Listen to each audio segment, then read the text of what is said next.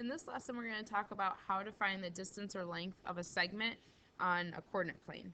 So first thing is when we talk about distance or the length of a segment, so distance between 2 points, length of a segment, these mean the same thing. So if you are asked to find either, it's talking about the same thing. So these mean the same. So first thing I'm going to do is show you how to do this graphically. So we're always, well, not always, but a lot of the times we're going to look at how to do things with a graph and then without a graph. So graphically, if you're trying to find the distance between 2 points or the length of a segment, you always want to start by plotting the points. So you're going to plot points. Then what you're going to do is you're going to create a triangle out of them, a right triangle. So you're going to create a right triangle. And the reason why we want to create a right triangle is so that we can use Pythagorean theorem. So anytime you want to find a missing side of a right triangle, that's going to be Pythagorean theorem. So we create a right triangle with those 2 points so that we basically force the segment that we're trying to find the length of, we force it to be the hypotenuse so that we can use a squared plus b squared equals c squared. So let's look at that first, then we'll talk about how to do this algebraically with a formula. So I'm going to start by plotting these 2 points. There's no letters with these, so don't worry about putting letters on them. Just leave them as is. So we're going to go to -5. So 1, 2, 3, 4, 5, up 4. And then the other point is 3, 6. So 3, up 6. And I want to find, it says the length of that segment, which really means the distance between the 2 points. Remember, it means the same thing. So the distance or the length of this segment, what we're going to do first is we're going to create, so we plotted the points, then we're going to create a right triangle. So to create the right triangle, you really have 2 options. You can go up and over to create your right triangle, or you can go over and up. It doesn't make a difference because they're going to end up having the same dimensions. So here's my right triangle. So now, since it's a right triangle, I can count the horizontal distance and I can count the vertical distance and then plug into Pythagorean theorem. So this is going to be the graphical way.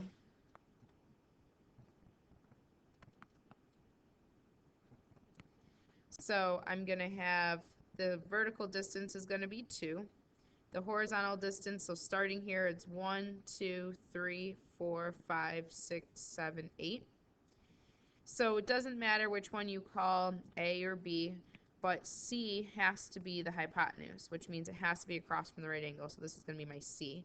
So then I'm just going to plug in. So I'm going to do 2 squared plus 8 squared equals C squared. And then go ahead and simplify. So you get 4 plus 64 equals C squared. Combine your like terms here. So I have 68 equals C squared. And then we're going to square root both sides. So technically when you square root a square, a variable that's been squared, it's going to be plus or minus, if you remember that from algebra. So really this is plus or minus 6 square root of 68, because if you squared a variable, if it were negative, it would become positive, and if it's positive, it stays positive. So you really have 2 cases. Anytime you have an exponent of 2, you should always have 2 solutions. In geometry, we're often going to reject the negative case because it's typically going to represent an angle measure or a segment length. In this case, it's representing a segment length, so I'm going to reject the negative. So really, C is going to be equal to the square root of 68. So that is the length, and we want to get that into simplest radical form. I don't think it doesn't say in the problem, but you want to get in the habit of writing in simplest radical form. So simplest radical form is where you break this up. You have your perfect square, non-perfect square. So remember, perfect squares are any number when you square it. Those are the perfect squares. So you start with 1. If I square 1, I get 1. Square 2, I get 4. Square 3, I get 9. Square 4, I get 16. Square 5, I get 25. Square 6, I get 36. And you keep going. So you're never going to want to use 1 here, because if you use 1, 1 times 68 gives me 68.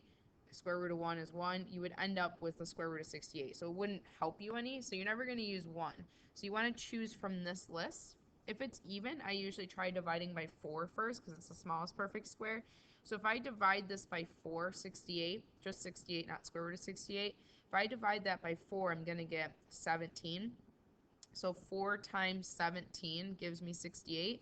If I break up 4, if I square root 4, I get 2. And then square root of 17, you're just going to leave.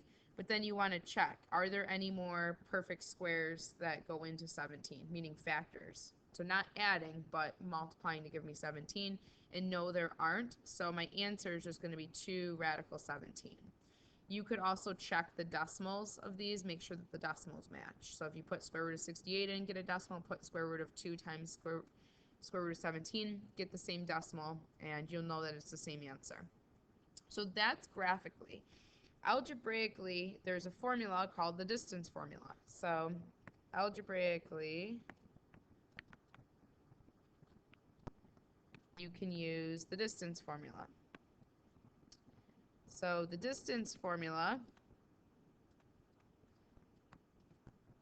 looks a little bit messy, but it's not too bad once you get used to it. It comes from Pythagorean theorem.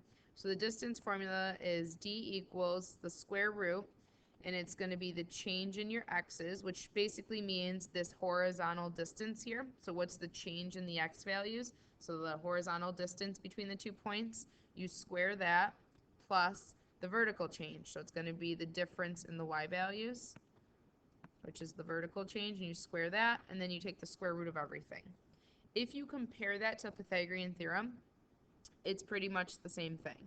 So if you look at Pythagorean theorem, so a squared plus b squared equals c squared. If I'm trying to solve for c, I square root both sides. And I end up with c equaling the square root of a squared plus b squared. That's what you're doing when you're doing Pythagorean theorem.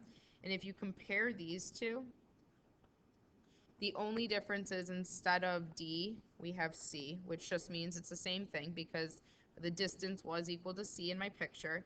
And instead of x2 minus x1, we have a, which we counted down here. That's the horizontal change. So a really represents the horizontal change. That's what you're doing when you're subtracting. And then b is the vertical change, which is what you're doing when you're subtracting the y values. So distance formula is just Pythagorean theorem, but it's finding the horizontal and vertical change without you graphing and counting. So that's all it is. So let's try using the distance formula so you can see what that looks like when we plug in. So we'll do this algebraically, and we'll get the same answer.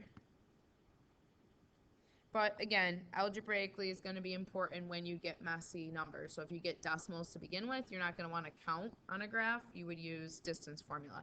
Or even if you have variables, or sometimes where they're going to throw variables in with algebraic expressions. So you're going to have to know the distance formula. So the distance formula, I'm just going to rewrite it down here.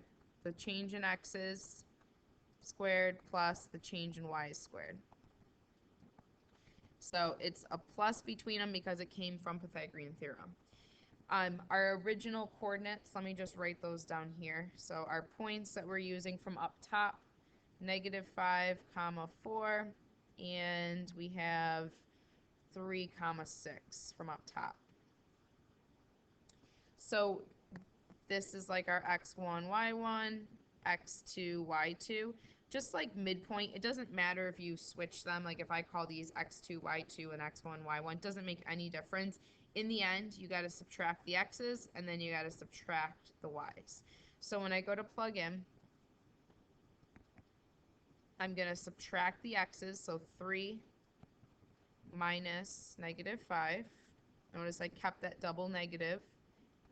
Then I'm going to subtract the y values, so 6 minus 4.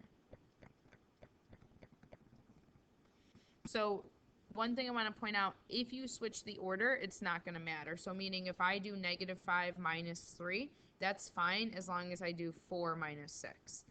So you can do it that way, or you can do it the way I just did. So right to left versus left to right. Doesn't make a difference. You just have to make sure you subtract in the same direction. So now what I'm going to do not try to do this all at once in your calculator. Simplify first. So parentheses first. So 3, this would become a plus. So 3 plus 5 gives me 8. And then 6 minus 4 gives me 2. And notice 8 and 2, those numbers were the same. The horizontal distance was 8, the vertical distance is 2. All the distance formula is doing is it's finding those changes. It's finding the horizontal change and it's finding the vertical change for you instead of you having to graph it and count it. It's just doing it without the graph. And then from here, square that, you get 64. Square that, you get 4. And if you look, those numbers matched our Pythagorean theorem work, 4 and 64. And this, instead of taking the square root, it's already done for us. So we just have to write square root of 68. And we already broke this up. So I'm not going to redo that, but it would break up into 2 radical 17. So you get the same answer, different way of doing it.